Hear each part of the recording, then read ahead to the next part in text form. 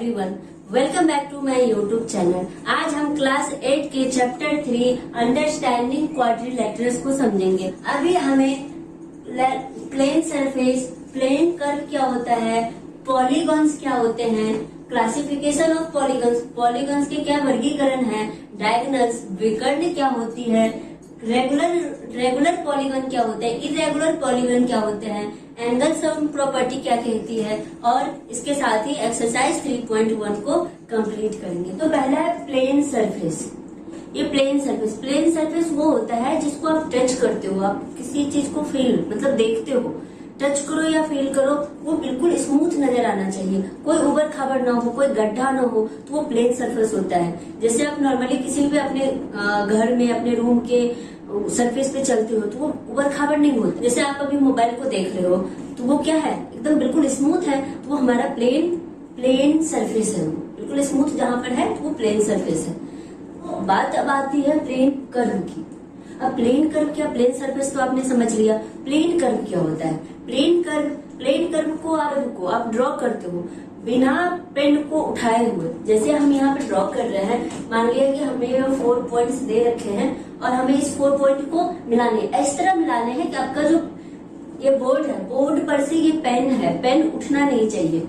क्या है बोर्ड पे हम अगर ये 4 पॉइंट्स को मिलाएंगे तो हमारा जो ये पेन है उठना नहीं चाहिए, बिना लिफ्टिंग, विदाउट लिफ्टिंग हम इसको मिलाएंगे। मान लिया हम इस पॉइंट से इस पॉइंट को मिलाए, फिर हम यहाँ से यहाँ, फिर ऐसे आए, फिर ये पेन उठा नहीं, तो इसका मतलब है कि ये हमारा क्या है, प्लेन कर्व है। क्या है ये, प्लेन कर्व है। समझ में आ रहा है आप लोगों को? तो ये हमारा प्लेन कर्व है, मतलब कि आप बिना लिफ्ट किए, बिना पेंसिल को लिफ्ट किए हुए आपने इसे ड्रॉ कर दिया, इसका मतलब ये प्लेन कर्व है। अब इसमें कंडीशन है, कुछ कंडीशन ये है कि आप इसे बिना लिफ्ट, पेन को बिना लिफ्ट किए हुए तो ड्रॉ करो, बट कोई भी साइड पे, मान लिया ये साइड है, इस साइड पे दोबारा आपको नहीं आना है। आपने क्या किया, मान लिया हमें कोई लिफ्ट हम ड्रॉ कर रहे हैं, ऐसे हमने ड्रॉ किया, ऐसे हमें ड्राइंग करनी है, फिर हमें ऐसे ड्राइंग करनी है। तो ये हमने पेन तो नहीं उठाया, पेन नहीं उठाया, बट हमने क्या किया है, हमने यहाँ से स्टार्ट किया A to B, यहाँ लिफ्ट नहीं कर रहे हैं, बट हो क्या रहा है, हमने इस लाइन को दोबारा ट्रेस कर दिया। तो हमें दोबारा ट्रेस नहीं करना है, शर्त क्या है, हमें तो बिना पेन उठाए ड्रॉ करनी है, लेकिन किसी भी लाइन को दोबारा टच नहीं करना है, ट्रेस नहीं करना है। ये हमारा प्लेन कर्व नहीं है, ये हमारा प्लेन कर्व नहीं है, ये प्लेन कर्व है। तो इसमें हमने किसी भी लाइन को दोबारा टच नहीं किया, किसी भी लाइन को दोबारा हमने रिट्रेस नहीं किया है, ये नहीं है। इसी तरह ड्रॉ किया, पेन तो लिफ्ट नहीं हो रही है, रिट्रेस भी नहीं कर रहे हैं, तो हमने इस तरह के क्या बनाए, ड्रॉ कर्व बनाए हैं। तो ये सारे कर्व क्या है, प्लेन कर्व है। प्लेन सरफेस क्या होता है, प्लेन सरफेस आप देखने में जिसे आप टच करते हो तो बिल्कुल स्मूथ नजर आना चाहिए, कोई भी उबड़ खाबड़ नहीं होना चाहिए, कोई गड्ढा नहीं होनी चाहिए, तो हमारा क्या होता है, प्लेन सरफेस होता है। इसके बाद हमने देखा प्लेन कर्व आप किसी भी पॉइंट्स को आप बिना पेन को लिफ्ट किए हुए मिलाते हो तो हमारा प्लेन सरफेस हो जाता है, बिना कोई साइड को रिट्रेस किए हुए। शर्त एक ही है कि बिना कोई साइड को रिट्रेस, उस साइड पे आपको दोबारा से पेन नहीं चलाना है, तो हमारा प्लेन कर्व हो जाता है। यहाँ पे कह रहे हैं मैच द फॉलोइंग, कुछ फिगर्स आपको दे रखे हैं और कह रहे हैं ये इधर ऑप्शन है और कह रहे हैं इसको आप मैच करो। तो पहला इस टाइप का हमारा फिगर दे रखा है और कह रहा है कैसा फिगर है, आप इसका क्या नाम दोगे। तो पहले हम देखते हैं, कह रहा है सिंपल क्लोज्ड कर्व, सिंपल है और क्लोज है। पहले तो क्लोज, सिंपल तो समझ गए, सिंपल एकदम देखने में लगे कि सिंपल है, बिल्कुल उसको ड्रॉ करने में कोई मेहनत नहीं लगी हो ज्यादा, तो हमारा सिंपल हो जाता है। क्लोज एक लूप बन रहा हो, क्लोज हो, बिल्कुल क्लोज हो, तो कहीं से वो खुला हुआ नहीं होना चाहिए, तो वो क्लोज हो जाता है। क्लोज में आप ये भी कह सकते हो उसका जो एंड पॉइंट है और स्टार्टिंग पॉइंट है उसको आपको मालूम नहीं होगा कि क्लोज में कि कहाँ पर उसे स्टार्ट कर रहे हो, कहाँ से उसे स्टार्ट कर रहे हो, कहाँ पर वो एंड हो रहा है, तो हम उस तरीके के फिगर को हम क्लोज्ड कह सकते हैं। तो पहला ऑप्शन है, कह रहे हैं सिंपल क्लोज्ड कर्व। सिंपल होना चाहिए और क्लोज होना चाहिए। तो क्लोज पहला देखो, दूसरा कह रहा है पहले क्लोज। क्लोज में आपको दो दिख रहा है, ये दोनों क्या है, क्लोज है। अब कह रहा है इन दोनों में सिंपल कौन है। क्लोज तो पता चल गया कि ये दोनों क्लोज है। अब हम इसमें ढूंढेंगे कि ये इसमें से सिंपल कौन है। तो ऑब्वियसली आप कह लोगे कि ये सिंपल है, क्योंकि इसमें देखो क्रॉस हो रहा है। ये सिंपल आप इसको नहीं कह सकते हो, ये क्रॉस होके एक दूसरे लाइन को क्रॉस कर रहा है, ये सिंपल नहीं है। ये हमें पता चला कि ये क्लोज्ड है। क्लोज्ड इसलिए है कि इसके एंड, आपको पता है कि इसमें स्टार्टिंग पॉइंट कहाँ है और एंड पॉइंट कहाँ है। आप इसे कैसे भी ड्रॉ, यहाँ से स्टार्ट करके ऐसे कर लोगे, यहाँ से स्टार्ट किया ऐसे ड्रॉ कर लिया। मतलब इसमें हमें नहीं पता है कि स्टार्टिंग पॉइंट कहाँ है और एंड पॉइंट कहाँ है। तो ये हमारा क्लोज्ड हो गया। तो पहला क्या हो गया, एक ऑप्शन नंबर क्या हो गया, ये 3, ये 3 है। अब कह रहा है a closed curve that is not simple. ये क्लोज है लेकिन ये सिंपल नहीं है। तो क्लोज तो हमें पता चल गया था, इन दोनों में से यही दोनों क्लोज है। तो क्लोज एक तो पता चल गया कि ये क्लोज है, सिंपल है। ये दैट इज, ये दिस इज नॉट सिंपल, ये सिंपल नहीं है। तो ये हमारा ऑप्शन ये हो गया 4th नंबर। क्यों क्लोज, तो क्लोज है, क्लोज इसका भी आप स्टार्टिंग और एंड पॉइंट आप नहीं बता पाओगे कि कहाँ से स्टार्ट हो रहा है। आपने सोचा कि नहीं मैं यहाँ से स्टार्ट करूंगा, यहाँ से ड्रॉ किया, ऐसे किया, फिर ऐसे आए, फिर ऐसे आए, ऐसे। किसी ने सोचा नहीं मैं यहाँ से ड्रॉ करूंगा, यहाँ से ड्रॉ किया। इस तरह आपने बिना पेन को लिफ्ट किए हुए तो ट्रेस कर रहे हो, लेकिन ये क्या है, क्लोज है। क्लोज तो है, क्लोज क्योंकि आपने यहाँ से, किसी ने कहीं से भी इसे स्टार्ट किया और कहीं भी इसका एंड कर दिया, है ना। तो ये हमारा क्लोज तो है, बट ये सिंपल नहीं है। एक दूसरे को यहाँ क्रॉस कर रहा है, ये सिंपल नहीं है। तो इस तरह आपने देखा ये क्लोज कर्व है लेकिन ये सिंपल नहीं है। अब तीसरा नंबर हमें कह रहा है simple curve that is not closed. अब हमने देखा सिंपल, इसमें से सिंपल तो ये सिंपल है, बिल्कुल आपने यहाँ से स्टार्ट किया यहाँ कर दिया, या फिर यहाँ से स्टार्ट किया यहाँ कर दिया, है ना। तो ये सिंपल। अब क्लोज भी नहीं है, ये खुला हुआ है, इधर से देखो क्लोज नहीं है। क्लोज नहीं है तो ये पहचान है। आप इसको एक तरह के दूसरे तरीके से ये भी कह सकते हो, आप इस चीज को या तो यहाँ से स्टार्ट करोगे, यहाँ पर एंड करोगे, यही कर सकते हो ना। या फिर यहाँ से स्टार्ट किया और यहाँ पर एंड किया। अरे भैया यहाँ देखो, यहाँ से स्टार्ट किया, यहाँ पर एंड किया। या फिर दूसरा आप कर सकते हो, यहाँ से स्टार्ट किया और यहाँ जाके एंड किया। और कोई होशियार बैठा है, ये कह रहा है नहीं मैं बीच से स्टार्ट करूंगा, यहाँ से स्टार्ट करूंगा, यहाँ से करूंगा और फिर मैं यहाँ से करूंगा।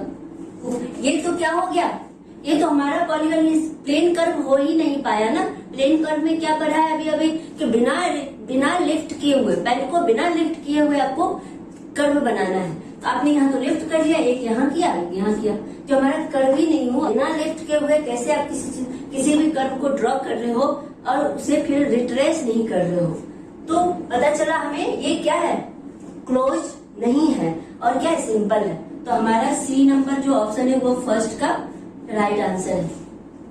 अगर not a simple curve, simple curve बच गया, ये सिंपल तो है नहीं, सिंपल नहीं। आप इसे कह सकते हो not a closed, not a closed. और ये क्लोज्ड भी नहीं है।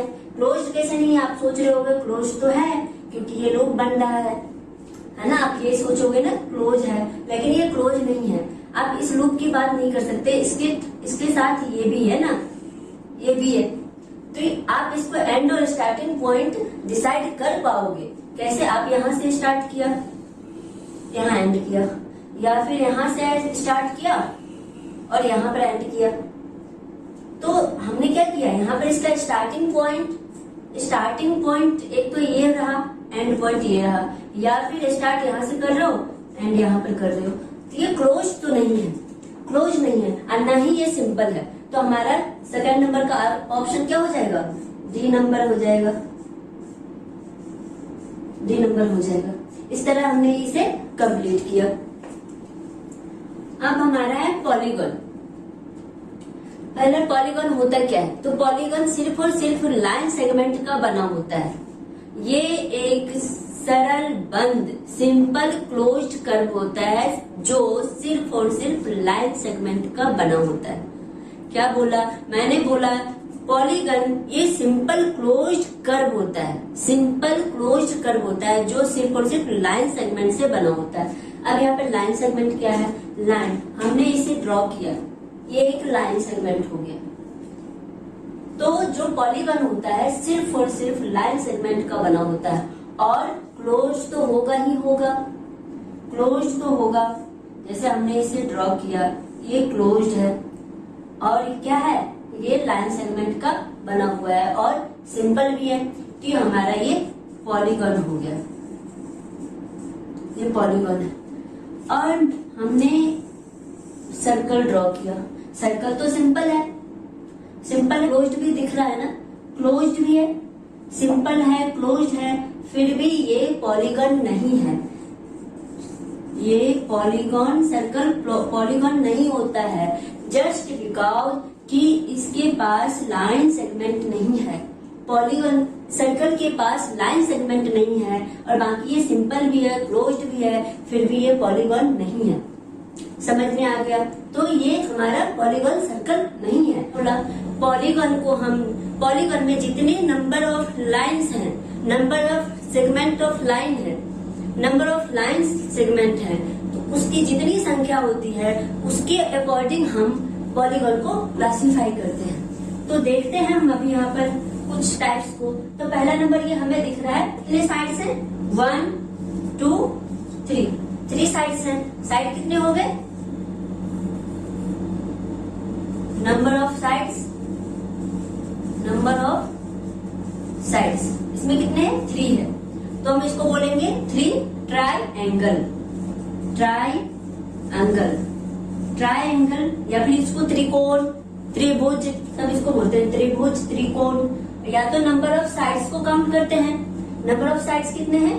1 2 3, या फिर एक और इसको और भी, ये वर्टिसेस है ना, 1 2 3 वर्टिसेस भी काउंट करके हम इसको क्लासिफाई कर सकते हैं। हमने यहाँ वर्टिसेस काउंट किए 1 2 3, तो 3 वर्टिसेस है, ये ट्राइएंगल या त्रिभुज या त्रिकोण इसको बोल सकते हो।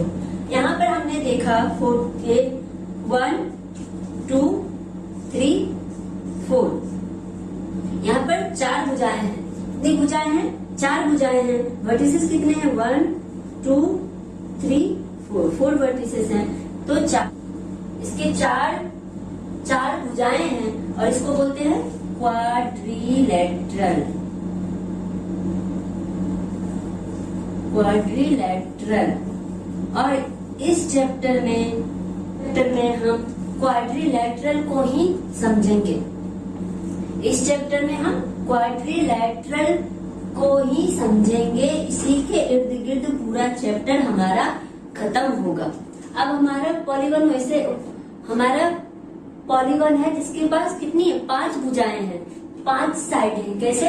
1 2 3 4 एंड 5, तो 5 साइड्स जिसके पास होते हैं वो पॉलीगन होते हैं पेंटागन। ये सारे गॉन फैमिली के हैं, गॉन, पेंटागन। और ये 6 लाइन, जिसके पास 6 लाइन्स है, 1 2 3 4 5 6, ये होता है हेक्सागन। अब 7 लाइन जिसके पास होते हैं, 7 जिसके 7 भुजाएं होती है, जिसके पास 1 2 3 4 5 6 7, ये होता है हेप्टागन। हेप्टागन नाम से देखो, हेप्टा, 7 वाले हेप्टा होते हैं, 6 वाले हेक्सा होते हैं, 5 वाले पेंटा, ये सारे गॉन फैमिली के होते हैं। और फिर 8 लाइन्स, 1 2 3 4 5 6 7 8 लाइन्स, ये ओक्टा, 8 ओक्टा नाम से नाम याद रख सकते हो। 8 लाइन्स है उसके पास, वो होगा ओक्टा, 8 ओक्टा, ओक्टागन। 9th वाले 1 2 3 4 1 2 3 4 5 6 7 8 9, ये था नोना, 9 से नोना, नोनागन। और ये इसके पास 10 साइड्स हैं, 1 2 3 4 5 6 7 8 9 10, ये होते हैं डेका। 10 से 10 डेका, डी से डेका, डेकागन। ये हमारे डेका फैमिली डेकागन है। और ऐसी तरह आप बढ़ते जाओगे, एन गॉन मिल जाएगा, एन साइड्स जिसके पास होंगे वो एन गॉन होते हैं। इस तरह हमने क्लासिफाई किया इसके number of lines, number of sides और नंबर ऑफ वर्टिसेस, इसको बोल सकते हो। नंबर ऑफ वर्टिसेस और नंबर ऑफ लाइंस के थ्रू हमने इसको क्लासिफाई किया और उसका नाम दिया। 5 है तो पेंटा, 4 है तो क्वाड्रिलेटरल, 3 है तो ट्रायंगल, इस तरह हमने इसको नाम दिया। n है तो एनगॉन। तो अब हमने क्या देख लिया, पॉलीगॉन देख लिया, क्लासिफिकेशन देख लिया। अब हम आते हैं डायगोनल्स पे। डायगोनल्स होता क्या है? डायगोनल्स किसी भी पॉलीगॉन में उसके नॉन कॉन्जिक्यूटिव, तो जो लगातार भुजाएं नहीं है, उसे आप दो साइड को, 2 वर्टिसेस को आप कनेक्ट करते हो। मतलब मान लिया कि ये क्या है, मैं एग्जांपल से समझा रही हूँ कि ये मान लिया हमारा पॉलीगॉन है ABCD हमारा पॉलीगॉन है। इसके नॉन कॉन्जुगेटिव साइड कौन से हो सकते हैं? A है तो B नहीं लोगे, इसके जस्ट लगातार इसके बगल में है तो आप इसे नहीं लोगे, तो C लोगे। A के साथ C को करोगे, इसको ऐड किया, और A के साथ D नहीं लोगे क्योंकि A और D दोनों लगातार हैं। अब B पर आते हैं। B के साथ आप C नहीं लोगे। क्या कह रहा है? डायगोनल क्या होता है? Diagonal is a line segment connecting 2 non consecutive vertices of a polygon. ये हमारे 4 वर्टिसेस हैं, ABCD 4 वर्टिसेस है। अब वो वर्टिसेस लेने हैं जो लगातार नहीं है। क्या बोला कि वो वर्टिसेस आपको चाहिए जो लगातार नहीं है। यहाँ पर देखो A और B लगातार है तो आप इसे नहीं लोगे। A और B क्या है? यहाँ लाइन है, लाइन सेगमेंट है, तो B नहीं लिया, C को लिया क्योंकि इन दोनों के बीच में B है और A और C लगातार नहीं है। आप ऐसे नहीं देख सकते, आप ऐसे जैसे ड्रॉ किया है ना उस तरीके से आप देखो। तो ये A और C को लिया क्योंकि ये नॉन कॉन्जिक्यूटिव है, और D और A फिर नहीं हो सकता क्योंकि ये D और A दोनों लगातार वर्टिसेस हैं इसके। तो अब B पर आते हैं। B और C नहीं लोगे, B और A नहीं ले सकते, दोनों कॉन्जिक्यूटिव है, तो हम B और D को लिया। हमने B और D को लिया और इसको ज्वाइंट कर दिया। अब C पर आते हैं। एक तो A और C मिला और B और D मिला। C पर आते हैं। C को B के साथ नहीं लोगे, C को D के साथ नहीं लोगे, तो C को A के साथ लोगे, वो हमने पहले ही ले लिया। अब हम D पर आते हैं। D को A के साथ नहीं ले सकते, D को C के साथ नहीं ले सकते क्यों? ये दोनों लगातार वर्टिसेस है, तो D को B के साथ लोगे, तो D और B हमने पहले ही ले लिया। तब हमें यहाँ पर 2 डायगोनल्स मिले। इन दोनों को ऐड किया, नॉन कंजिक्यूटिव वर्टिसेस को हमने ऐड किया तो हमें मिला डायगोनल। यहाँ पर ये क्या है? क्वाड्रिलेटरल है, इसमें 4 साइड है, 1 2 3 4। अभी हमने देखा जिसके पास 4 साइड होते हैं, 4 साइड्स होते हैं, वो हमारा क्वाड्रिलेटरल होता है। तो अब हम क्वाड्रिलेटरल के बारे में ही पढ़ेंगे, उसी पे डिस्कस करेंगे। हमारा चैप्टर ही है अंडरस्टैंडिंग क्वाड्रिलेटरल। तो यहाँ से हमारा क्वाड्रिलेटरल शुरू होता है। या डायगोनल्स को देखा तो डायगोनल्स इसके कितने हो गए? 2 डायगोनल्स हैं। तो किसी भी आपसे कोई पूछेगा कि किसी भी क्वाड्रिलेटरल में कितने डायगोनल होते हैं, तो आपने देखा 2 ही मिले। क्वाड्रिलेटरल के पास हमेशा 2 ही क्या होंगे? डायगोनल्स होंगे। तो अब हम यहाँ पर बात करते हैं, ये कोई हेक्सागन है। हेक्सा मतलब उसके पास कितने होते हैं साइड्स? बताओ कोई। हाँ, 6 साइड्स होते हैं हेक्सागन के पास, तो 6 साइड वाले हैं। तो अब इसमें हम डायगोनल ढूंढते हैं। पहले A से स्टार्ट करते हैं। तो A और B लगातार है तो हम इसे नहीं लेंगे, A और C लेंगे। A और B क्यों नहीं लेंगे? क्योंकि ये नॉन कंजिक्यूटिव नहीं है, ये लगातार है। हमें लगातार जो नहीं है उसे लेना है, तो A और C को लिया। और A और D भी लगातार नहीं है तो हमने A और D को भी ले लिया। और A और E भी लगातार नहीं है तो हमने A और E को भी ले लिया। ठीक है, A का काम हो गया। A और F और B नहीं ले सकते क्योंकि ये दोनों क्या है? A के बगल में है। अब हम B पर आते हैं। B के साथ A और C नहीं ले सकते क्यों? ये दोनों हमारे क्या है? कॉन्जुगेटिव साइड्स हैं। तो हम B और D को लिया, हमने B और E को लिया, B और F को लिया। समझ में आ रहा है? अब हम C पर आ रहे हैं।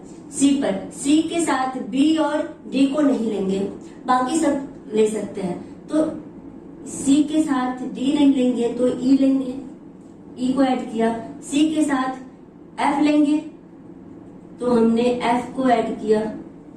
और C के साथ हम A लेंगे तो A ऑलरेडी हम ले रखे हैं, तो C का हो गया। अब D को देखते हैं। D के साथ हम E और C नहीं लेंगे, D के साथ क्या लेंगे? D और F लेंगे, D और F। और A और D ले रखे हैं, A और B और D भी ले रखे हैं, तो ये हो गया। अब हम ई पर आ रहे हैं। ई के साथ हम डी और एफ नहीं लेंगे, समझ में आ रहा है ना। ई के साथ हम डी और एफ नहीं लेंगे क्योंकि ये दोनों इसके बगल में है, कॉन्जिक्यूटिव साइड्स हैं, तो उसके बाद लेंगे। ई के साथ सी, ये लाइन ड्रॉ कर रखी है। ई के साथ बी, ये भी ड्रॉ कर रखी है। ई के साथ ए, ये भी हमने ड्रॉ कर रखा है। और अब हम एफ पर आते हैं। एफ के साथ ई और ए नहीं लेंगे, ये दोनों क्या है, लगातार हैं। तो एफ के साथ हम डी को लेंगे। तो एफ के साथ डी हमने ड्रॉ कर रखा है, एफ के साथ सी को ड्रॉ कर रखा है, एफ के साथ बी को ड्रॉ कर रखा है। हमने सारे साइड्स को देखा और हमने इसको डायगोनल ड्रॉ कर दिया। अब हमें काउंट करना है कितने डायगोनल हुए, तो काउंट करो। एक ये हुआ, एक, 2 3, ये 3। हमने यहाँ पर काउंट किया 1 2 3 डायगोनल्स, ये वाले। और फिर ए वाला हो गया और बी वाला देखो 3, ये 4 5, ये 6 बी वाले का। सी वाला देखो ये रेड 7 8, ये हो गया। और ये बच गया F to D 9। तो किसके, ये हेक्सागन के पास, हेक्सागन हैविंग 9 डायगोनल्स। हेक्सागन के पास कितने 9 डायगोनल्स होते हैं। और क्वाड्रिलेटरल्स हैविंग 2 डायगोनल्स के साथ 4 से ज्यादा साइड्स हैं। ये 4 क्वाड्रिलेटरल में 4 साइड्स होते हैं और इसमें कितने होते हैं 6। हेक्सागन में 6 साइड्स होते हैं। अब मान लिया किसी ने आपसे पूछ दिया ट्रायंगल में बताओ कितने डायगोनल्स होते हैं। किसी ने पूछा ट्रायंगल को, मान लिया ए है, बी है और ये सी है, तो ट्रायंगल के पास कितने डायगोनल्स होते हैं। अब आपका तरीका क्या है, नॉन कॉन्जिक्यूटिव साइड्स को आप ऐड करते हो। तो आप ए को बी नहीं लोगे, ए के साथ बी नहीं लोगे क्योंकि इसके बगल में है, ए के साथ सी नहीं लोगे बगल में। आप इस तरह किसी भी साइड नॉन कॉन्जिक्यूटिव नहीं है इसमें, तो हमें इसके पास क्या होता है, नो डायगोनल्स। ट्रायंगल के पास कोई डायगोनल नहीं होता है। कैसे नहीं होता ये तो समझ लिया, क्योंकि इसके पास कोई साइड ऐसे नहीं है जो कॉन्जिक्यूटिव नहीं हो। ये सारे कॉन्जिक्यूटिव है, सारे कॉन्जिक्यूटिव है, इसलिए हम किसी भी साइड्स को ऐड करके हम डायगोनल नहीं निकाल सकते। अब हम आते हैं regular polygons and irregular polygons पे। Polygon is a both equiangular and equilateral. मतलब इक्विएंगुलर का मतलब है यहाँ पर all angles, तो है यहाँ पर all angles of the same length, मतलब जितने भी इसके पास एंगल होंगे इरेगुलर पॉलीगन के पास, जितने भी एंगल होंगे वो सारे एंगल के लेंथ क्या होनी चाहिए, सेम होनी चाहिए। एंड इसके पास इक्विलैटरल मतलब क्या होता है, equilateral mean all sides of the same length. जितने भी साइड्स होनी चाहिए इसके पास वो सेम लेंथ की होनी चाहिए। तो आपको समझ में आ रहा होगा कि रेगुलर पॉलीगन क्या हो रहा है, जिसके पास इक्वल साइज में सारे लेंथ होनी चाहिए, इक्वल साइज में इक्वल लेंथ में उसके पास एंगल होना चाहिए, तो वो हमारा रेगुलर पॉलीगन होता है। इसका एग्जांपल आप स्क्वायर बोल सकते हैं। स्क्वायर के क्या होते हैं, मान लिया ये ABCD स्क्वायर है, इसके सारे साइड्स 4 साइड्स होते हैं, चारों साइड इसके क्या होते हैं, इक्वल होते हैं। स्क्वायर में इसके चारों साइड इक्वल होते हैं, तो ये इक्विलैटरल तो हो गया। इसके चारों साइड कितने के होते हैं, 90 डिग्री के होते हैं, तो ये इक्विएंगुलर भी हो गया, इक्विएंगुलर भी हो गया। इक्विएंगुलर है और इक्विलैटरल है, तो ये हमारा रेगुलर पॉलीगन होता है। अब ये इक्विलैटरल ट्रायंगल है, इसके जो तीनों इसके साइड्स हैं ये तीनों इक्वल है और तीनों एंगल कितने को होते हैं, 60 डिग्री को होते हैं। तो ये क्या हो गया हमारा इक्विएंगुलर एंड इक्विलैटरल, ये हमारा ट्रायंगल है। तो ये हमारा रेगुलर पॉलीगन होता है। अब आप कहोगे कि कौन से ऐसे शेप होंगे। तो शेप तो बहुत है ना, आप रेक्टेंगल को ही ले लो। रेक्टेंगल का लिया तो इसके पास क्या है, ये दो आमने सामने की भुजाएं बराबर होती है और बाकी क्या होते हैं, एंगल तो सेम है, बट इसके सारे साइड्स इक्वल नहीं है, तो ये रेगुलर नहीं होके ये इरेगुलर में आ जाएगा। ये कभी भी रेगुलर पॉलीगॉन रेक्टेंगल नहीं होता है। और एग्जांपल लो, जैसे हमने ये बनाया, ये शेप, ये क्या है, 1 2 3 4 5 पेंटागन है, ये 5 साइड्स है, ये पेंटागन है। मान लिया ए बी सी डी ई, ये दोनों साइड हमारा इक्वल दे रखा है, ये ऊपर के दोनों साइड इक्वल है और ये हमें पता है कि 90 डिग्री है। आप इसे ड्रॉ करोगे तो ये भी 90 डिग्री यहाँ पर आ जाएगा, है ना। तो ये एंगुलर, ना ही इसके सारे लेंथ इक्वल है, ना ही सारे इसके एंगल इक्वल है, तो ये हो जाएगा हमारा इरेगुलर पॉलीगॉन। आई होप कि रेगुलर समझ में आया। हमें रेगुलर पॉलीगॉन होता क्या है, जिसके पास सेम लेंथ में साइड्स होनी चाहिए, सेम लेंथ में उसके एंगल होनी चाहिए, तो वो हमारा रेगुलर होते हैं। और इरेगुलर पॉलीगॉन वो होते हैं जिसके पास ना ही सेम लेंथ हो, ना ही एंगल के सेम लेंथ हो, ना ही साइड की सेम लेंथ हो, वो हमारा इरेगुलर पॉलीगॉन होता है। अब हम एंगल सम प्रॉपर्टी क्या होती है उस पर हम डिस्कस करते हैं। हमने इरेगुलर पॉलीगॉन, रेगुलर पॉलीगॉन भी देख लिया। अब हमारे बात आई एंगल सम प्रॉपर्टी। यहाँ पर नाम से ही आपको लग रहा है एंगल सम प्रॉपर्टी। किसी कोई भी एंगल को हमें क्या करना है, यहाँ पर जोड़ना है, एंगल को जोड़ना है, वो उसकी प्रॉपर्टी होती है। आपने पिछले क्लास में पढ़ा होगा ट्राइंगल का। यहाँ पर हम बात कर रहे हैं क्वाड्रिलेटरल की, तो हमने क्वाड्रिलेटरल ABCD एक क्वाड्रिलेटरल ड्रॉ किया है और इसकी एंगल सम प्रॉपर्टी की हम बात करेंगे। आपको याद होगा कि ट्राइंगल सम प्रॉपर्टी में आपने पढ़ा होगा कि त्रिकोण के तीनों कोनों को आप ऐड करते हो तो आपको क्या मिलता है, उसका सम क्या होता है, 180 डिग्री। याद नहीं है तो आप एक बार जरूर उसे देख लेना। ट्राइंगल सम प्रॉपर्टी को हमने 180 डिग्री उसको निकाला था, यहाँ पर हम उसको यूज करेंगे। ट्राइंगल में, त्रिकोण में तीनों कोनों का योग होता है 180 डिग्री, तो हम उस प्रॉपर्टी को यहाँ पर यूज करेंगे। तो हमने ABCD एक क्वाड्रिलेटरल लिया, चतुर्भुज लिया। ABCD क्या है, एक चतुर्भुज है। इसको हमने एक A to C हमने क्या किया, डायगोनल ड्रॉ किया। डायगोनल किसी भी क्वाड्रिलेटरल को दो भागों में बांट देती है। डायगोनल क्या करती है, किसी भी क्वाड्रिलेटरल को डायगोनल दो भागों में बांट देती है। तो हमने मान लिया जो ACD है, ACD को बांट दिया ऐसे, ये A है, ये C है, ये D है। इसका क्या है, एंगल 1, एंगल 2, एंगल 3। ये AC जो है, इसको एक पार्ट को ऊपर वाले को ऊपर कर दिया, नीचे वाले में ये साइड तो कॉमन है और ये ऐसे, देन ये इस तरह, ये क्या मिल गया, ABC। ये एंगल कितना है, 6, ये एंगल 6 है, एंगल 5 है, एंगल 4 है। हमने देखा कि ये जो डायगोनल है AC, ये इस क्वाड्रिलेटरल को दो त्रिभुज में, दो ट्रायंगल में डिवाइड कर दिया। ठीक है, समझ में आया कि इसने क्या किया, दो भागों में डिवाइड कर दिया। अब हम क्या करेंगे, by using angle sum property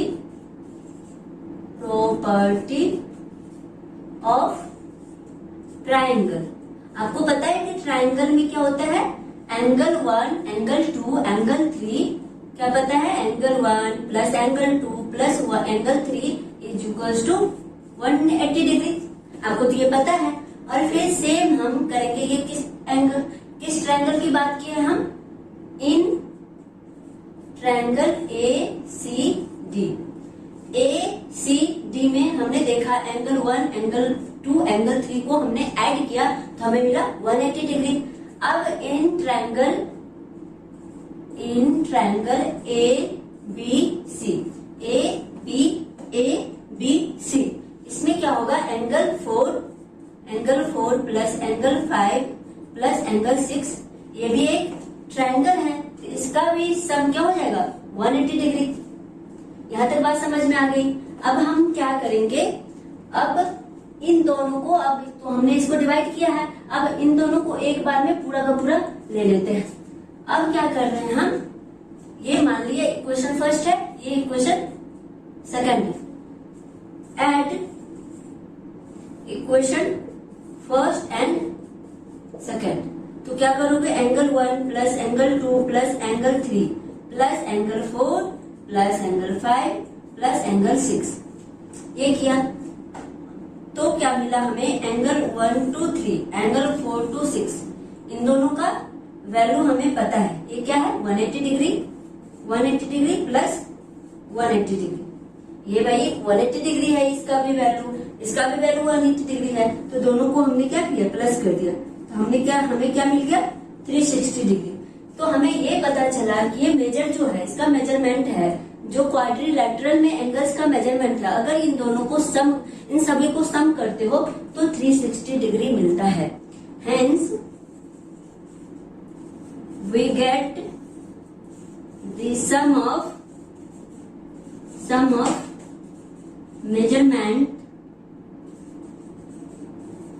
measurement of all angles in any quadrilateral is 360 degree. आपको क्या मिला, किसी भी क्वाड्रिलैटरल को चारों एंगल्स को आप ऐड करोगे तो 360 डिग्री ही मिलेगा। यही हमें एंगल सम प्रॉपर्टी कहती है। हमारे एंगल सम प्रॉपर्टी में क्या मिला, हमें मिला कि क्वाड्रिलैटरल के चारों कोनों को आप ऐड करोगे तो आपको 360 डिग्री ही मिलेगा। इसको हमने प्रूफ किया है।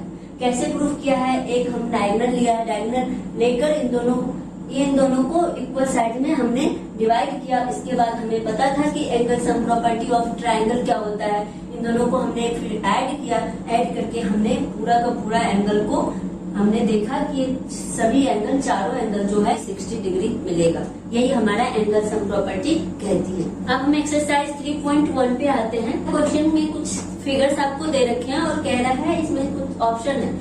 8 फिगर्स है आपके पास और 5 ऑप्शन है। 5 ऑप्शन में कह रहा है ये जो 8 फिगर है, पहला क्या ये 5 है, इसमें से कौन कौन फॉलो कर रहा है और कौन नहीं है। हमें बेसिकली इस फिगर को देखकर आइडेंटिफाई करना है कि ये फिगर कौन से टाइप का है। तो पहला फिगर हम देखते हैं। पहला हमने देखा कि पहला ऑप्शन पूछ रहा है, ऑप्शन से फिगर को आइडेंटिफाई कर रहे हैं। पहला सिंपल कर्व, बिल्कुल ये सिंपल कर्व है।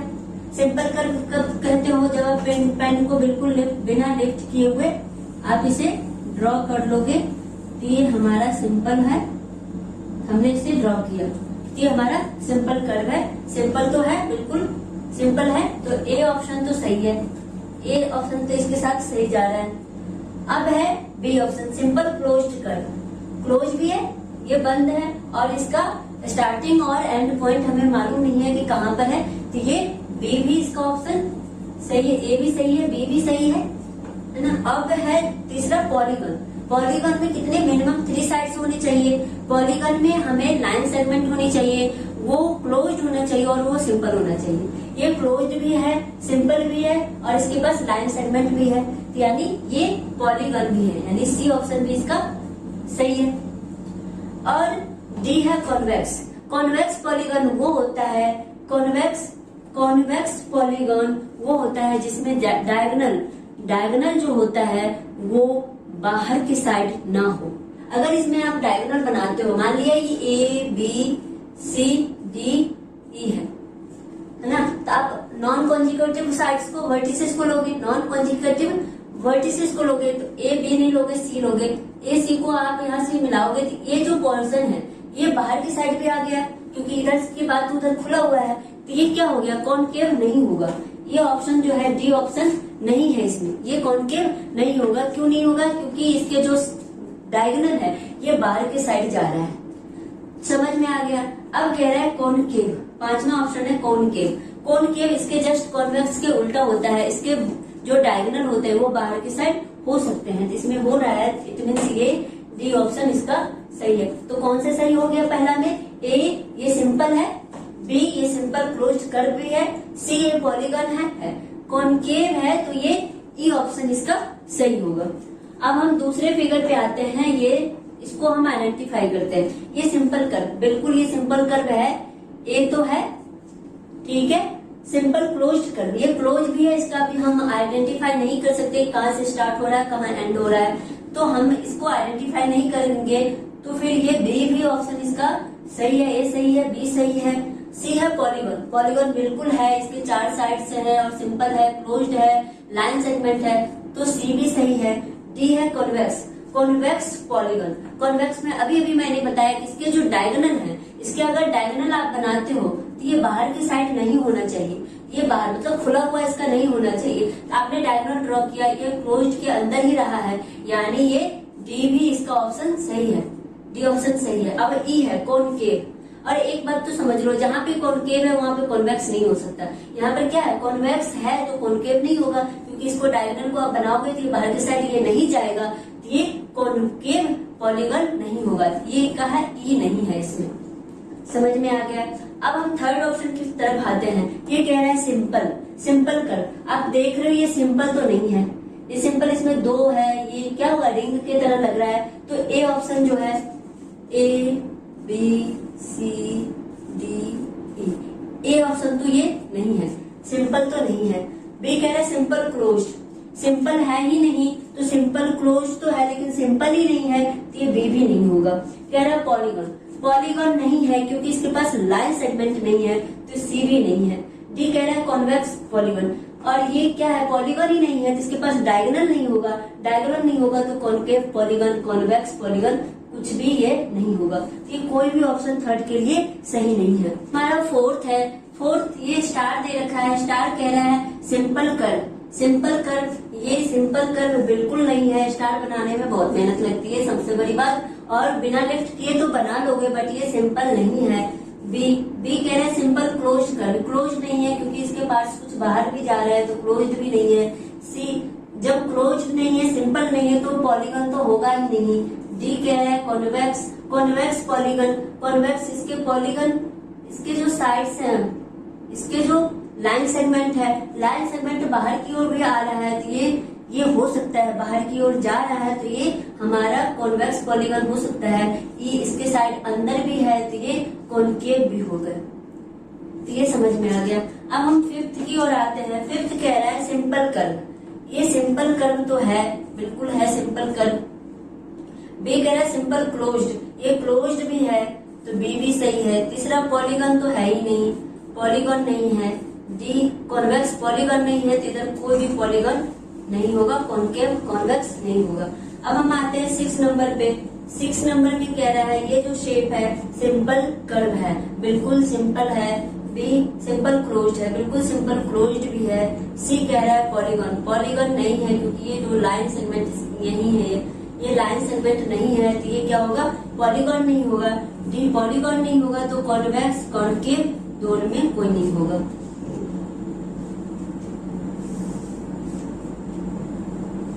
अब हम 7th की तरफ आते हैं। 7th कह रहा है सिंपल कर्व, बिल्कुल ये सिंपल कर्व है। बी कह रहा है सिंपल क्लोज्ड, ये क्लोज्ड भी है, तो simple curve, simple closed curve भी है। सी पॉलीगन, पॉलीगन ये नहीं है क्योंकि इसके पास ये वाले साइड के पास ये लाइन नहीं है, तो ये पॉलीगन नहीं है, पॉलीगन नहीं है, तो कॉन्वेक्स कॉनकेव कोई पॉलीगन नहीं होगा। एक सिंपल कर्व, ये वाला पॉलीगन कह रहा है सिंपल कर्व, ये सिंपल कर्व नहीं है क्योंकि आप इसे बिना लिफ्ट को नहीं ड्रॉ कर सकते हो, ये सिंपल कर्व नहीं है, तो ए ऑप्शन नहीं है। बी कह रहा है सिंपल क्लोज्ड, ये क्लोज्ड भी नहीं है, लाइन बिल्कुल खुला हुआ है, ये क्लोज्ड भी नहीं है। सी कह रहा है पॉलीगन, पॉलीगन नहीं है। डी कह रहा है कॉनकेव, पॉलीगन नहीं है, तो ना डी होगा ना ई होगा। अब बात आपको यहाँ तक समझ में आ गई। अब हम आते हैं दूसरे क्वेश्चन की तरफ। अब हमारा दूसरा नंबर क्वेश्चन है, how many diagonals does each of the following है।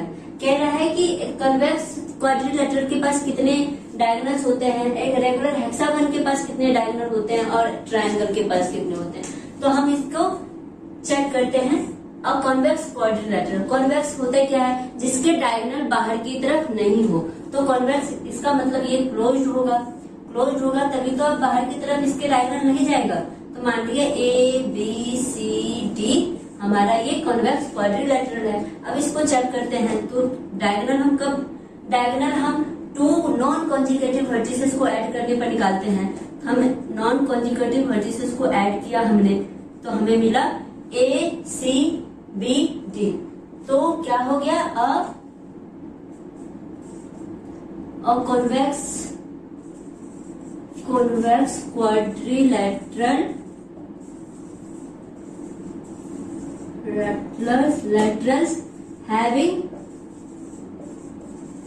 two diagonals, और दूसरा नंबर कह रहा है A regular hexagon, B number है कह रहा है रेगुलर हेक्सागन। तो हेक्सागन हम ड्रॉ कर रहे हैं 4, 5 and 6, A B C D E F हमारा ये हेक्सागन हो गया। हेक्सागन के सारे वर्टिसेस को ऐड करते हैं, नॉन कॉन्जिक्यूटिव वर्टिसेस को ऐड करके हमने देखा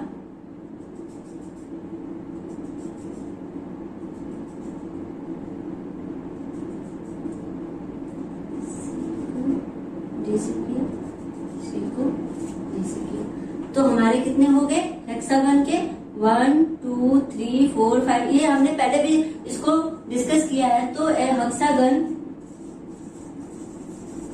हेक्सागन हैविंग 9 डायगोनल्स, ये हमने पहले भी डिस्कस किया है। तो आप ऐड करोगे सारे नॉन कॉन्जिक्यूटिव वर्टिसेस को तो आपको 9 डायगोनल्स मिलेंगे। अब सी नंबर कह रहा है कि अ ट्राइंगल, त्रिभुज के कितने डायगोनल्स होते हैं। तो हमने ये त्रिभुज लिया और इसके वर्टिसेस को नेम दे दिया ए बी सी डी। अब इसके कोई नॉन कंसेक्यूटिव वर्टिसेस नहीं होते हैं। तो एक ट्राइंगल हैविंग नो डायगोनल्स,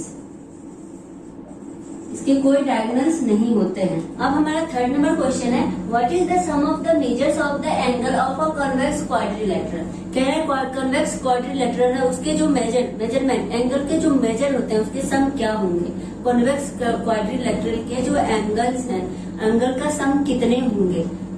और will this property hold if the quadrilateral is not convex. क्या यह प्रॉपर्टी जब कॉन्वेक्स नहीं होती, कॉनकेव क्वाड्रिलेटरल के लिए सही होती है। Make a non convex quadrilateral and try.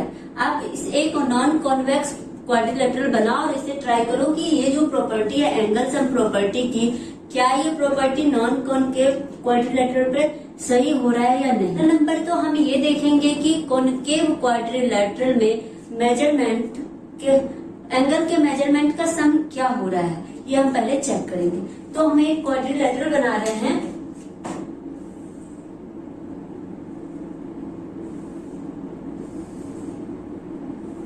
मान लिया हमारा क्वाड्रिलेटरल है, नेम दे रहे हैं A B C D. A B C D कोई क्वाड्रिलेटरल है। अब हम इसके डायगोनल ड्रॉ किया हमने। डायगोनल क्या करेगा, इसको दो भागों में डिवाइड कर देगा। हमने नाम दे दिया एंगल का 1 2 3 4, ये 4 हो गया, ये 5th एंड ये 6।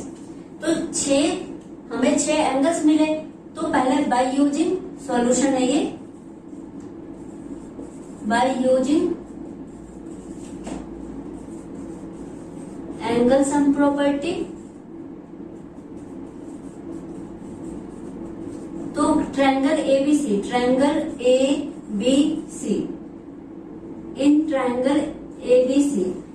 एबीसी में क्या हो जाएगा, angle 1 plus angle 2 plus angle 3 is equal to 180 degree. ये हमें पता है एंगल सम प्रॉपर्टी के थ्रू। अब इन ट्रायंगल ACD इसमें हो जाएगा angle 4 plus angle 5th plus angle 6 is equal to 180 degree. हमने इसको इक्वेशन सेकंड मान लिया। अब इन दोनों इक्वेशन को हम ऐड कर देंगे by adding equation first and second we get आपको क्या मिलेगा, angle 1 plus angle 2 plus angle 3 plus angle 4 plus angle 5 plus angle 6।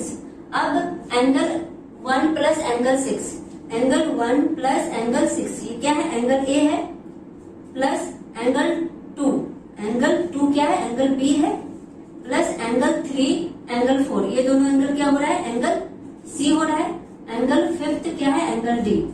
इन दोनों को आप इसको हमें पता है इतना, एंगल 1 2 3 क्या है 180 डिग्री, 180 डिग्री प्लस 180 डिग्री है ना, हमने ऐड किया है तो 180 डिग्री प्लस 180 डिग्री। अब angle A B C D हमें मिला तो ये ऐड करके क्या हो गया 360 डिग्री, 360 डिग्री। तो हमने क्या देखा, the sum of hence the sum of the measurement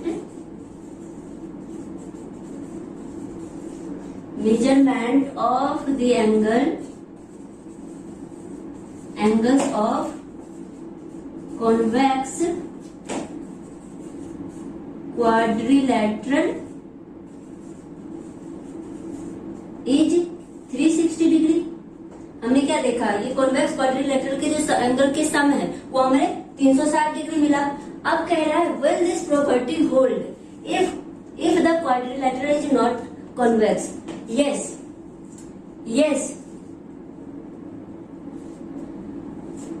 this property hold। ये जो है ये प्रॉपर्टी ये कॉन्वेक्स नॉन कॉन्वेक्स क्वाड्रिलेटरल के लिए भी ये प्रॉपर्टी ट्रू होगा, उसे हम अभी चेक करके प्रूफ करके देखेंगे। यस दिस प्रॉपर्टी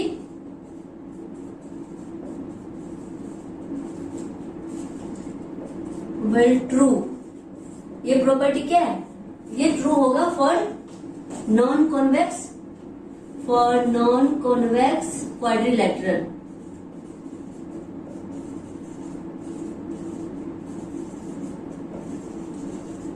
अब हम प्रूफ करेंगे इसे, एक नॉन कॉन्वेक्स क्वाड्रिलेटरल ड्रॉ करेंगे। हमने ड्रॉ किया,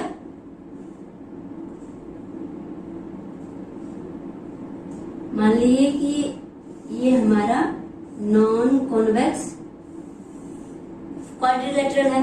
नाम सारे वर्टिसेस के नेम दे दिए हमने, ए बी सी, ये ए बी सी डी ई। आप कैसे जानोगे कि नॉन कॉन्वेक्स है, तो हम इसका डायगोनल ये बाहर की तरफ जाएगा तो इसके नॉन कॉन्जुगेटिव वर्टिसेस को आप मिलाओगे तो ये एक तो ए को डी से मिलाओगे, ए से डी को मिलाओगे, ई को बी से मिलाओगे, ए को बी से मिलाया, ये भी डायगोनल है लेकिन ये बाहर की तरफ है, तो ये हमें पता चल गया ये क्या है, नॉन कॉन्वेक्स क्वाड्रिलेटरल है। तो हमने एक यहाँ पर हमने एक डायगोनल, ये भी ए डी भी डायगोनल है, हमने ए डी डायगोनल को ड्रॉ किया। इस तरीके से हमें angle 1, angle 2, angle 3, angle 4, angle 5 and angle 6 मिला। अब सेम जो यहाँ पर हमने काम किया है, डायगोनल हमें दो इस क्वाड्रिलेटरल को दो भागों में बांट देगा, तो हम सेम यहाँ पर काम करेंगे by using angle sum property of triangle A B D and triangle A D E में हम देखेंगे कि इनके दोनों सम क्या होते हैं 180 डिग्री। तो अभी हम by using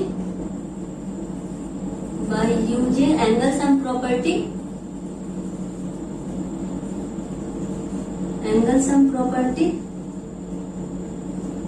angle 1 plus angle 2 plus angle 3 is equals to 180 degree. ये किसमें है, in triangle A B D. A B D में क्या हो गया, ए बी डी में देखा 1 प्लस 2 प्लस 3 ये 180 डिग्री होगा। अब in triangle A D E angle 4 plus angle 5 plus angle 6 is equals to 180 degree. अब इन दोनों इक्वेशन को ऐड कर देंगे तो क्या मिलेगा, 1 plus 2 plus 3 plus 4 plus 5 plus 6 is equals to 180 degree plus 180 degree. Angle 1 plus angle 6 ये एंगल ए है, एंगल 2 बी है, एंगल 3 प्लस एंगल 4 ये एंगल डी है और एंगल 5 एंगल सी है। ये हमें मिल गया 360 डिग्री। तो हमने क्या किया, हेंस प्रूव्ड। हमें यही तो प्रूव करना था कि जो कॉन्वेक्स क्वाड्रिलैटरल के लिए सम आता है, एंगल का सम आता है, वही हमें नॉन कॉन्वेक्स क्वाड्रिलैटरल के लिए आना चाहिए। तो हमने क्या किया, दोनों में angle sum of the measurement of the angle क्या हुआ है, सेम आया। दोनों के एंगल को, दोनों के कोणों को सम करोगे तो दोनों में हमें क्या मिला, 360 डिग्री ही मिला। इस तरह हमने क्या किया, प्रूफ किया। अब हम अगले क्वेश्चन, अब हमारा 4th नंबर क्वेश्चन है। ये कह रहे हैं कुछ फिगर्स आपको दे रखे हैं, इसमें साइड्स 3 है, इसमें साइड्स 4 है, इसमें साइड्स 5 है और इसमें साइड्स 6 है और एंगल सम है 1 into 180 इज इक्वल्स टू दे रखा है 3 साइड से, साइड में से 2 को सब्ट्रैक्ट किया है तो 3 - 2 1 is to 180। सेम यहाँ पर किया है 4 को 4 - 2 किया, 4 - 2 दैट इज 2 into 180। यहाँ पर 5 साइड है, 5 - 3 5 - 2 into 180 that is 3 into 180 degree. यहाँ पर 6 साइड्स है तो 6 - 2 into 180 डिग्री, तो 6 - 2 दैट इज 4 into 180 डिग्री। अब यहाँ से हमें कुछ पैटर्न फॉलो हमें मिला, तो कह रहा है कि इस पैटर्न फॉलो, ये कुछ पैटर्न है, जितने भी साइड्स है, साइड्स कितना है 4 है, यहाँ पर मान लिया कि 4 साइड है, 4 - 4 2 के सब में -2 हो रहा है, -2 -2 -2 -2। तो इस पैटर्न को देखते हुए हमें इन सारे क्वेश्चन को हमें हल देना है, क्वेश्चन को हमें सॉल्व करना है। कह रहा है जब हमारा एंड जो है 7 हो तो हमारा इसका, जब एंड हमारा 7 हो तो इसका एंगल सम प्रॉपर्टी के थ्रू एंगल सम क्या होगा। तो यहाँ पर एंगल सम हमने ये पैटर्न दे रखा है, इस पैटर्न को फॉलो करके हमें इसका एंगल सम निकालना है। तो कैसे निकालोगे, n = 7 है तो क्या लिखोगे 7 - 2, इस सब में 2 हो रहा है, जितनी साइड्स है उसमें -2 किया है तो 7 - 2 into 180 डिग्री। तो क्या हो गया 7 - 2 5 into 180 डिग्री। तो 180 डिग्री को 5 से करोगे 18×5 = 900 डिग्री, ये 900 डिग्री हो जाएगा। तो बी में कह रहा है जब n क्या हो 8 हो तो क्या लिखोगे 8 - 2 into 180 डिग्री। तो 8 - 2 6 into 180, 6 into 180 डिग्री जाएगा 108, यानी 1080 डिग्री। 6 को 180 से मल्टीप्लाई करोगे तो 1080 डिग्री हो जाएगा। अब जब n क्या हो 10 हो तो 10 - 2 इज इक्वल मल्टीप्लाई 180 डिग्री, तो 8 into 180 डिग्री, तो ये हो गया 18 को 8 से मल्टीप्लाई करोगे तो 144, 1 0 1440 डिग्री। अब n = n तो हमें यहाँ पे फॉर्मूला मिल जाएगा। n क्या है, n जहाँ पर था वहाँ n की जगह पे n लिख दो, n - 2 into 180 डिग्री। अब ये हमारा फॉर्मूला मिल गया। अब किसी भी जितने भी एंगल दे रखे है आप इस तरीके से n - 2, n क्या है यहाँ पर नंबर ऑफ साइड्स, जितने भी साइड्स दे रखा है उसको उसमें से -2 करोगे और मल्टीप्लाई कर दोगे 180 डिग्री से, तो हमें उसका एंगल सम पता चल जाएगा। अब हमारा 5th नंबर क्वेश्चन है, कह रहा है what is regular polygon, state the name of a regular polygon of 3 sides. अगर 3 साइड है पॉलीगॉन के पास उसे क्या बोलेंगे, 4 साइड है तो उसे क्या बोलेंगे और 6 साइड है तो उसे क्या बोलेंगे। तो रेगुलर पॉलीगॉन होता है क्या, रेगुलर पॉलीगॉन वो होता है जिस पॉलीगॉन के पास सेम लेंथ का उसकी लाइन सेगमेंट हो, सेम लेंथ के लाइन सेगमेंट हो, सेम लेंथ का सेम मेजरमेंट का उसके पास एंगल हो, तो वो हमारा रेगुलर पॉलीगॉन होता है। A polygon having all sides of equal length, sir जितने भी उसमें साइड्स हो सारे इक्वल लेंथ के हो, एंड द इंटीरियर एंगल, उसके जो आंतरिक कोण अंदर में जो उसके एंगल्स बन रहे हैं वो इक्वल साइज होनी चाहिए। Equal size is called regular polygon. Regular polygon क्या होनी चाहिए, उसके जो लेंथ है, साइड्स की जो लेंथ है हमेशा वो इक्वल होनी चाहिए, एंड जो एंगल है इंटीरियर एंगल है उसकी जो साइज है वो भी इक्वल होना चाहिए, तो हमारा रेगुलर पॉलीगॉन होता है। पहला नंबर आप पूछ रहा है कि कह रहा है 3 साइड्स जिसके पास हो वो क्या कहलाता है। तो पॉलीगॉन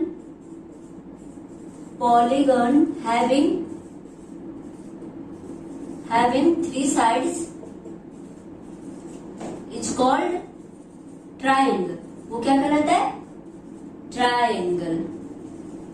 एंड बी है 4 साइड्स। 4 साइड वाला क्या होता है? Polygon having 4 sides is called quadrilateral। क्या कहलाता है? क्वाड्रिलेटरल, जो हम अभी डिस्कस कर रहे हैं, क्वाड्रिलेटरल। एंड जिसके पास 6 साइड हो, polygon having 6 sides is called hexagon. अभी हमने देखा था 6 साइड वाले हेक्सागोन कहलाते हैं। इस तरह हमने 5th नंबर क्वेश्चन का आंसर दिया। अब हमारा 6th नंबर क्वेश्चन कह रहा है find the angle measures x in the following figure. जितने भी फिगर्स दे रखे हैं सब में एक्स की वैल्यू हमें फाइंड करनी है। तो अब हम अभी हमने पढ़ा है क्वाड्रिलेटरल में सारे एंगल्स को आप ऐड करते हो तो हमें 360 डिग्री मिलता है। अब उसी चीज को, उसी एंगल सम प्रॉपर्टी का यूज करेंगे और इसमें एक्स की वैल्यू फाइंड करेंगे। जैसे हमें यहाँ दे रहा है कि ये एंगल मान लिया ए बी सी डी है, तो हमें पता है कि angle A plus angle B plus angle C plus angle D क्या होता है? 360 डिग्री। किसी भी क्वाड्रिलेटरल में एंगल सम क्या होता है? 360 डिग्री होता है। Bye using angle sum property, इसे यूज करके हमें ये पता चला एंगल ए हमें दे रखा है 130 डिग्री प्लस एंगल बी दे रखा है 120 plus angle C X plus angle D 50 degree is equal to 360 degree. अब 130, 130, 120 और 150 को ऐड करो तो ये हो जाएगा 170 और ये 200, 300 plus X is equal to 360 degree. 300 degree plus X is equal to 360 degree. अब एक्स की वैल्यू निकालनी है तो 360 डिग्री माइनस 300 कर लेंगे, मिल जाएगा 60 डिग्री। तो ये जो एक्स की वैल्यू है ये क्या है? 60 डिग्री। इस तरह हमने एक्स की डिग्री फाइंड करी। अब यहाँ पर कह रहा है कि इस वाले बी वाले में कि इसमें ये जो एक्स है इसको अब फाइंड करो by using angle sum property.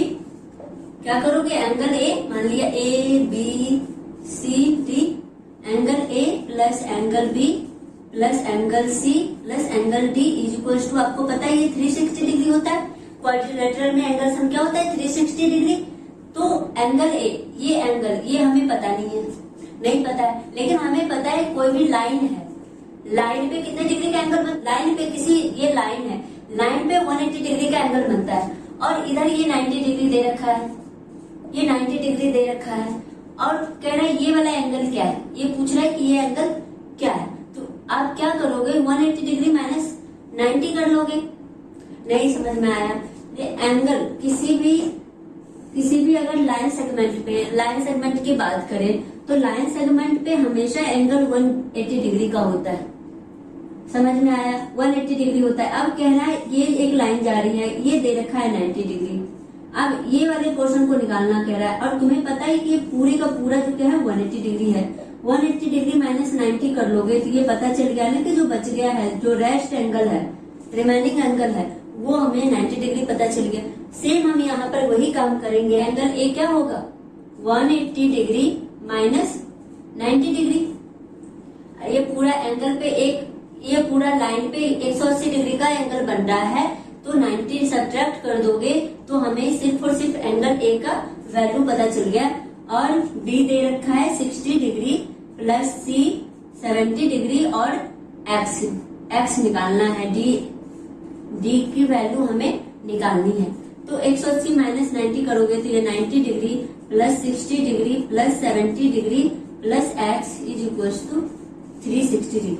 अब इन दोनों को ऐड करो तो क्या हो जाएगा, 109 15 150 और 70 तो 7 5 12 220 degree plus x is equal to 360 degree. अब x की वैल्यू निकालनी है तो 360 डिग्री माइनस का 220 डिग्री करोगे तो ये मिल गया 140 degree. x is equal to 140 degree. इस एंगल का वैल्यू है 140 डिग्री। इस तरह हमने ए और बी को देखा। अब सी नंबर में कह रहा है, हम मान लिया कि ये ए है, बी है, सी है, डी है और ई है। इसमें साइड्स कितने हैं पता चला हमें, 5 साइड्स है। वर्टिसेस 5 है तो साइड भी 5 होगी। तो अब हम 5 से अब अभी हमने फॉर्मूला निकाला था n-2 इंटू 180 डिग्री। यहाँ साइड कितने हैं, साइड है 5 माइनस 2 मल्टीप्लाई 180 डिग्री तो 3 मल्टीप्लाई 180 डिग्री। तो ये हमें एंगल सम पता चल गया। ये जो इसमें जो एंगल सम होगा 540 का होगा।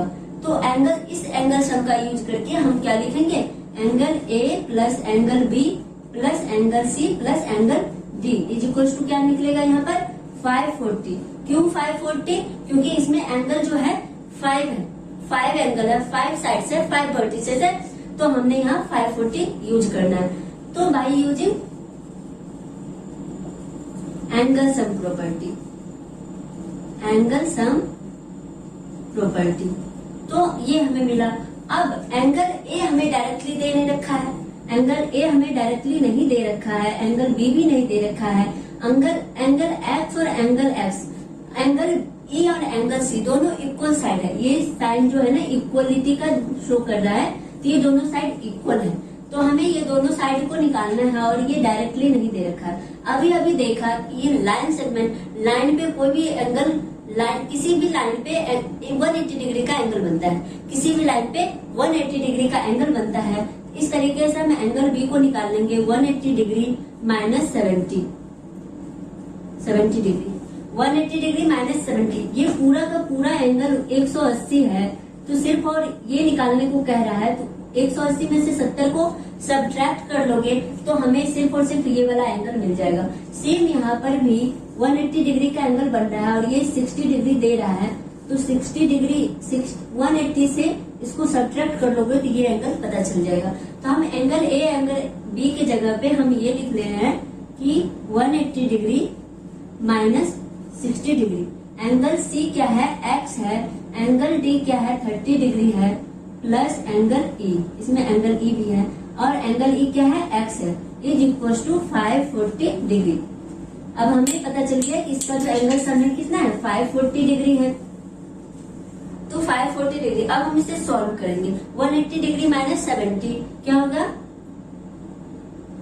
110 डिग्री, प्लस 180 में से 60 को घटाओगे तो ये हो जाएगा 120 डिग्री, प्लस एक्स और एक्स, ये क्या हो जाएगा 2x plus 30 degree is equal to 540 degree. अब इन दोनों सब कांस्टेंट को एक साथ ऐड कर लेते हैं। 120, 110, 120 और 30, 150 और ये 120 और 120 और 30, 150 में 110 ऐड करोगे तो ये हो जाएगा 260 degree plus 2x is equal to 540 degree. अब 2x is equal to 540 minus 260 degree, ये हो जाएगा 0 8 6 14 और ये 280 डिग्री। x की वैल्यू क्या हो जाएगी, 280 बट्टे में 2 तो 140। x की वैल्यू क्या मिली हमें, 140 डिग्री। तो ये जो एंगल है ये दोनों 140 और ये 140 डिग्री का एंगल है।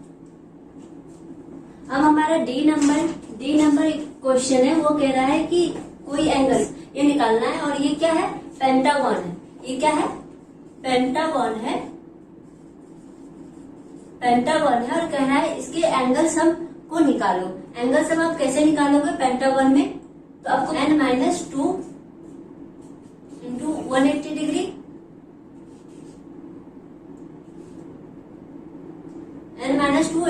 180 डिग्री। पेंटागन में कितने साइड्स है? 1 2 3 4 एंड 5 साइड है। तो 5 माइनस 2 इंटू 180 डिग्री, तो 3 मल्टीप्लाई 180 डिग्री, ये हो गया 540 डिग्री। अब x की वैल्यू हमें निकालनी है। तो ऐसे कितने x है? ये सारे जो इसके साइड है, सारे साइड्स इक्वल है, तो लेंथ इसके जो एंगल होंगे, एंगल भी इक्वल होंगे। साइड जब इक्वल होते हैं तो एंगल भी इक्वल ही होते हैं। तो यहाँ पर x plus x plus x plus x plus 5 times x is equal to 540 degree, क्योंकि इसके एंगल कितने होते हैं? एंगल सम इसके 540 डिग्री होते हैं। तो 5x is equal to 540 degree. 5 times x है तो 5x हो गया, और हमें x की वैल्यू निकालनी है, तो 540 अपॉन 5, ये हो गया 108 डिग्री। इसके जो इंटीरियर एंगल है, हेंस द इंटीरियर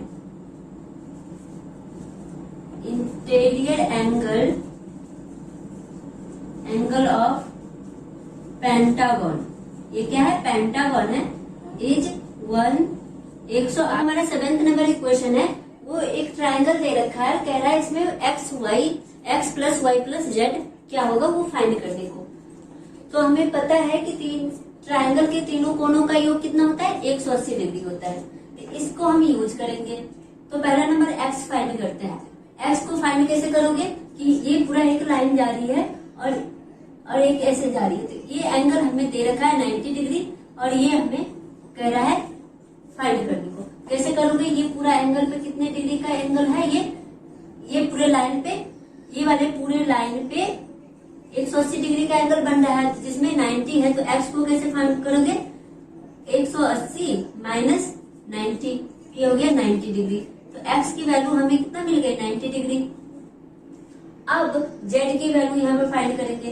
तो z ये पूरा ये लाइन है, ये क्या है? ये लाइन जा रही है और लाइन पे 180 डिग्री का एंगल बनता है, और जिसमें 30 दे रखा है। तो z इक्वल टू क्या लिखेगा?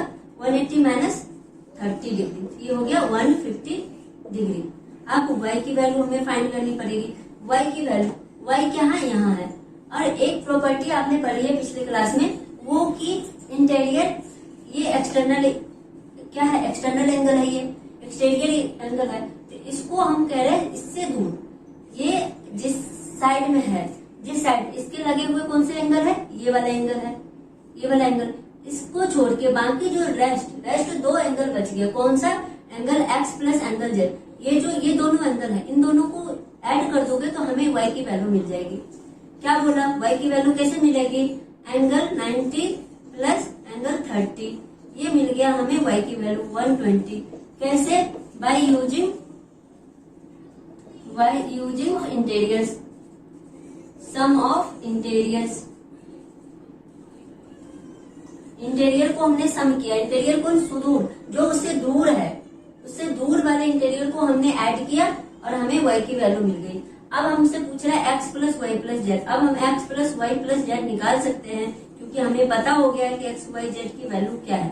तो 90 degree plus 150 degree plus 120 degree, ये क्या हो गया? 360 डिग्री, ये हमें मिल गया 360 डिग्री। x y z ये तीनों बहिष कोण यानी एक्सटीरियर एंगल्स है, इन तीनों को योग करोगे तो ये हमें 360 डिग्री मिला। P नंबर क्वेश्चन है, ये कह रहा है इसमें भी आप फाइंड करो x plus Y plus Z plus W. अब इन सबको फाइंड करने से पहले हमें पता है ये कितने क्या है? क्वाड्रिलेटरल है। क्वाड्रिलेटरल में सम क्या होते हैं? सम ऑफ एंगल्स कितने होते हैं? 360 डिग्री। अब सम हम निकाल लेते हैं by using property, angle sum property. Angle sum property का यूज करके हमें क्या मिलेगा? ये 60 degree plus 80 degree plus 120 degree plus n। यहाँ से हमें n की वैल्यू मिल जाएगी। n की वैल्यू मिलेगी तो हम w फाइंड कर सकते हैं, इसलिए पहले हमें n की वैल्यू पता करना होगा। ये हो गया 360 डिग्री, क्योंकि इन तीनों का सम क्या होता है? ये चारों का सम हमें 360 डिग्री मिलता है, तो 360 डिग्री। अब इन सबको ऐड करो तो क्या हो गया? 140 और 120, 260 degree. 260 degree plus n is equal to 360 डिग्री। तो n इज इक्वल टू क्या हो जाएगा, 360 डिग्री माइनस 260 डिग्री, ये हो गया 100 डिग्री। हमें n की वैल्यू पता चल गया, ये क्या है, 100 डिग्री है। अब 100 डिग्री है तो अब क्या करेंगे, अब W की वैल्यू फाइंड कर लेंगे। W इज इक्वल टू क्या हो जाएगा, ये पूरा 180 है, 180 माइनस 180 डिग्री माइनस 100 करोगे तो ये हो जाएगा 80 डिग्री। यही होगा ना, ये पूरा का पूरा एंगल क्या है, 180 डिग्री है। 180 डिग्री में से ये 100 को सब्ट्रैक्ट कर लोगे तो सिर्फ और सिर्फ W की वैल्यू मिल जाएगी। सेम हम यहाँ पर x के लिए करेंगे, x के लिए करेंगे 180 डिग्री माइनस 120 डिग्री। ये इस एंगल पे, इस लाइन पे बन रहा है, तो ये लाइन पूरे 180 है, तो 180 माइनस ये 120 कर दोगे तो x की वैल्यू निकल आएगी। तो 180 माइनस 120 डिग्री करोगे तो 60 डिग्री हो जाएगा। अब y की वैल्यू, y देखो इस लाइन पे बन रहा है, तो ये 180 डिग्री है, तो 180 में से 80 को सब्ट्रैक्ट कर दोगे तो ओनली y मिल जाएगा। तो y निकलेगा 180 डिग्री माइनस 80 डिग्री, तो हो गया ये 100 डिग्री। अब z के लिए, ये z इस वाले लाइन पे बन रहा है, इस एंगल इस वाले लाइन पे ये 180 डिग्री है, तो 180 माइनस 60 करोगे तो z की वैल्यू मिल जाएगी, ये हो गया 120 डिग्री। अब x plus Y plus Z पूछ रहा है, हम इन z प्लस w पूछ रहा है, तो हम x plus Y plus Z plus w पूछ रहा है, तो हम इन चारों को ऐड कर देंगे। 80 degree plus 60 degree plus 100 degree plus 120 degree, ये क्या मिल जाएगा हमें, सबको ऐड करोगे तो ये 360